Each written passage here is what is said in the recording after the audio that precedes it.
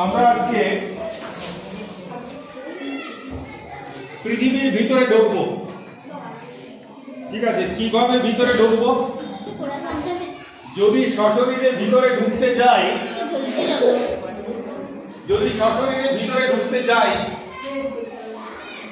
আমাকে পাওয়া যাবে না। কাল থেকে কে তোমাদেরকে পড়াবে আমি জানি না।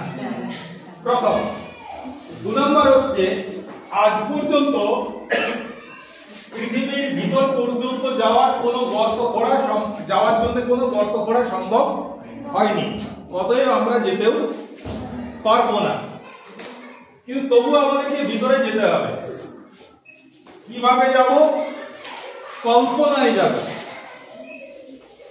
আমার শরীর থাকবে এখানে, মন থাকবে এখানে, আত্মা থাকবে এখানে, সব থাকবে এখানে। শুধু আমরা কল্পনা করে করে যাব যে আমরা কোথায় যাচ্ছি। পৃথিবী থেকে ধীরে ধীরে ধীরে ধীরে ভিতরের দিকে যাচ্ছি। আর ধীরে ধীরে ধীরে ধীরে আমাদের গরম বাড়ছে। প্রথমে জ্যাকেট খুলতে হবে, তারপর জামা খুলতে হবে, তারপর এমন একটা পরিস্থিতি হবে যে এমনিতে গরম লাগবে। তারপরে কি হবে? সেই গরমে পুড়বো। আরো ভিতরে যখন যাব তখন আমার সেই পোড়া দেহটা গলে একেবারে জল হয়ে যাবে, তরল পদার্থ হয়ে যাবে। তরল হবে না, কাদা কাদা হয়ে যাবে। ঠিক আছে, তো ফলে আমাকে তার মধ্যে স্কুলে তোমরা পাবে না। তবে আমরা জানবো কি করে? সবকিছু জানার জন্যে নিজে দেখতে হবে এরকম কোন মাথা পৃথিবী আছে? মোগল সাম্রাজ্যের প্রতিষ্ঠাতা কে? আমি দেখেছিলাম। পানিপথের যুদ্ধ যখন করছিল তখন আমি ছিলাম।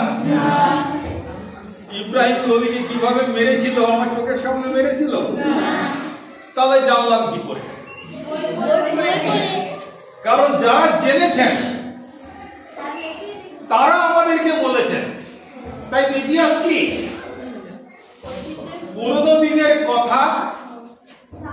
এটা গবেষকরা যারা এই গবেষণা করেন তারা বিভিন্ন উৎস থেকে, তোমরা ইতিহাসের উপাদান পড়েছো নিশ্চয়।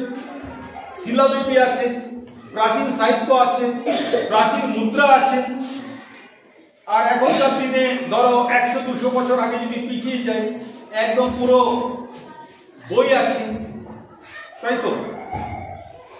মেগাস্থেনিসের ইন্ডিকা, ভারত বিবরণ, তার ভারত ভ্রমণ করে তিনি কি জেনেছিলেন, বইটা পাওয়া যায় না, হাওয়া হয়ে গেছে।